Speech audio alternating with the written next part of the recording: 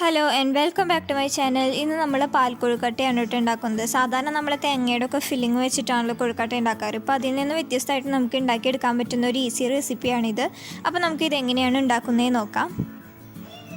അപ്പം ഞാൻ പാൽ കൊഴുക്കട്ട ഉണ്ടാക്കാനായിട്ട് ഒരു 3/4 കപ്പോളം വറുത്ത അരിപ്പൊടി എടുത്തിട്ടുണ്ട്. അതുപോലെ മധുരത്തിനായിട്ട് 1/2 കപ്പ് പഞ്ചസാര, 1/4 കപ്പ് വെള്ളം, ഏലക്ക പൊടിച്ചത്, പിന്നെ 1 കപ്പ് തേങ്ങാപ്പാൽ. ഇത് കട്ടിയിലുള്ള തേങ്ങാപ്പാലാണ്. പിന്നെ കുറച്ച് അണ്ടിപ്പരിപ്പും കിസ്മിസും അരിഞ്ഞത്, 1/2 ടീസ്പൂൺ നെയ്യും കൂടി വേണം. അപ്പോൾ ആദ്യം തന്നെ പാൽ കൊഴുക്കട്ട ഉണ്ടാക്കാനായിട്ട് ഞാനിവിടെ ഒരു പാനിലേക്ക് ഒരു 1/4 കപ്പോളം വെള്ളം ഒഴിച്ച് കൊടുക്കുന്നുണ്ട്. അതിലേക്ക് ഒരു 1/2 കപ്പ് പഞ്ചസാരയും കൂടി ഇട്ടിട്ട് ഒന്ന് അലിയിച്ചെടുക്കാം.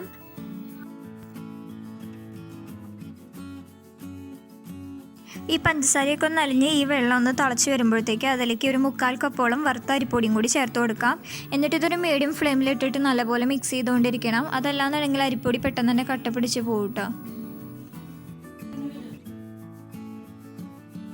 ഇപ്പോൾ ഈ അരിപ്പൊടിയിൽ ഷുഗർ സിറപ്പൊക്കെ നല്ലപോലെ മിക്സ് ചെയ്തപ്പോൾ നല്ല കട്ടിയായി വന്നിട്ടുണ്ട്. അപ്പോൾ ഞാൻ ഇതിലേക്ക് 1 കപ്പ് തേങ്ങാപ്പാലും കൂടി ചേർത്ത് കൊടുക്കുകയാണ്.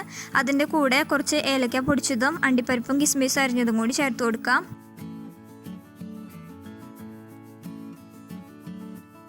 തേങ്ങാപ്പാൽ നല്ല കട്ടിയിലുള്ള തേങ്ങാപ്പാലാണ് ഞാൻ എടുത്തിട്ടുള്ളത്. അപ്പോൾ തീ ഒരു മീഡിയം ഫ്ലെയിമിലാക്കി ഇട്ടിട്ട് ഇത് നല്ലപോലെ ഈ തേങ്ങാപ്പാലിൽ അരിപ്പൊടി മിക്സ് ചെയ്തെടുക്കണം.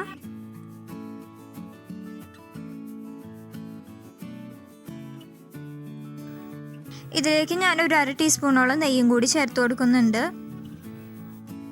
ഇത് ചൂടാക്കുന്നതിനനുസരിച്ച് ഇതൊന്നും കൂടി തിക്കായിട്ട് വരും കേട്ടോ. ഇപ്പോൾ അരിപ്പൊടിയൊക്കെ തേങ്ങാപ്പാലിൽ നല്ലപോലെ മിക്സ് ആയിട്ടുണ്ട്. ഇനി ഇത് നമ്മൾ ആദ്യം റെഡിയാക്കിയ പോലെ തന്നെ ഇത് നല്ലപോലെ കട്ടിയായിട്ട് വരണം. അതുവരെ ഇത് നന്നായിട്ട് മിക്സ് ചെയ്തുകൊണ്ടിരിക്കുക. അപ്പോൾ നമ്മൾ ഇതിൽ ചേർത്ത് കൊടുത്തിട്ടുള്ള പഞ്ചസാരയുടെ ആ മധുരം ഒന്ന് ബാലൻസ് ചെയ്യാൻ വേണ്ടിയിട്ട് ഞാൻ ഇതിലേക്ക് ഒരു 1/4 ടീസ്പൂണോളം ഉപ്പും കൂടി ചേർത്ത് കൊടുക്കുന്നുണ്ട്. ഇപ്പോൾ നമ്മുടെ പാൽ കൊഴുക്കട്ടയ്ക്കുള്ള ഈ അരിമാവ് ഈ പാത്രത്തിൽ നിന്ന് ഇങ്ങനെ വിട്ട് പോരുന്ന ഒരു പാകത്തിലായിട്ടുണ്ട്. അപ്പോൾ ഇത് ഇത്ര മതി കേട്ടോ. ഇനി ഇതൊന്ന് ചൂടാറുമ്പോൾ കുറച്ചും കൂടി കട്ടിയാവും. അപ്പോൾ നമുക്കിതൊന്ന് തീ ഓഫ് ചെയ്യാം. എന്നിട്ട് ഇതൊന്ന് ചെറുതായിട്ടൊന്ന് ചൂടാറുന്ന വരെ ഒന്ന് വെയിറ്റ് ചെയ്യുക. ഈ കൊഴുക്കട്ട നമ്മൾക്ക് വെക്കാനുള്ള ഈ ഒരു കിണ്ണത്തിൽ നമ്മൾ കുറച്ച് എണ്ണ ഒന്ന് തടവി വെക്കുക. ഇതൊന്ന് ഉരുട്ടിയെടുക്കാൻ വേണ്ടിയിട്ട് കയ്യിലും കൂടി കുറച്ച് എണ്ണ പുരട്ടിയിട്ടുണ്ട്. എന്നിട്ട് ഇത് നമുക്ക് കൈ കൊണ്ട് തന്നെ ചെറുതായിട്ടൊന്ന് കുഴച്ചിട്ട് ഇത് നമുക്ക് ഓരോ ബോളുകളായിട്ട് ഉരുട്ടിയെടുക്കാം. ഇത് ഞാൻ വലിയ വലുപ്പത്തിൽ ഉരുട്ടിയെടുക്കുന്നില്ല, ചെറിയൊരു നാരങ്ങയുടെ വലുപ്പത്തിലാണ് ഞാനിതിപ്പോൾ ഉരുട്ടിയെടുക്കുന്നത്. ഇപ്പോൾ ഞാൻ ആദ്യത്തെ ബോൾ ഉരുട്ടിയെടുത്തിട്ടുണ്ട്. ഇത് നമുക്ക് ഗ്രീസ് ചെയ്ത് വെച്ചിരിക്കുന്ന പാത്രത്തിലേക്ക് മാറ്റി വയ്ക്കാം. ഇതുപോലെ തന്നെ ബാക്കിയുള്ള ഈ മാവ് കൊണ്ട് നമുക്ക് ബാക്കിയുള്ളതും കൂടി ഒന്ന് ഉരുട്ടിയെടുക്കാം കേട്ടോ. ഇപ്പം ഞാൻ എല്ലാം അത് ഉരുട്ടിയെടുത്തിട്ടുണ്ട്. ഇനി ഇത് നമുക്കൊരു ഇഡ്ഡലി തട്ടിലേക്ക് ഇറക്കി വെച്ച് കൊടുക്കാം. അപ്പോൾ ഞാൻ വെള്ളം ഒഴിച്ച് തിളപ്പിച്ചിട്ടുണ്ട്. അപ്പോൾ അതിൻ്റെ മുകളിലായിട്ട് നമുക്ക് ഈ പാത്രം വെച്ച് കൊടുത്തിട്ട് ഇതൊന്ന് മൂടി വെച്ച് വേവിക്കാം. ആദ്യത്തെ ഒരു 5 മിനിറ്റ് തീ കൂട്ടി വെച്ചിട്ട് വേവിക്കാം. അതിനുശേഷം പിന്നെ ഒരു 5 മിനിറ്റ് തീ കുറച്ച് വെച്ചിട്ട് വേവിക്കാം കേട്ടോ. ഇതിപ്പോൾ 10 മിനിറ്റിനുള്ളിൽ തന്നെ നമ്മുടെ പാൽ കൊഴുക്കട്ടയൊക്കെ റെഡി ആയിട്ടുണ്ട്.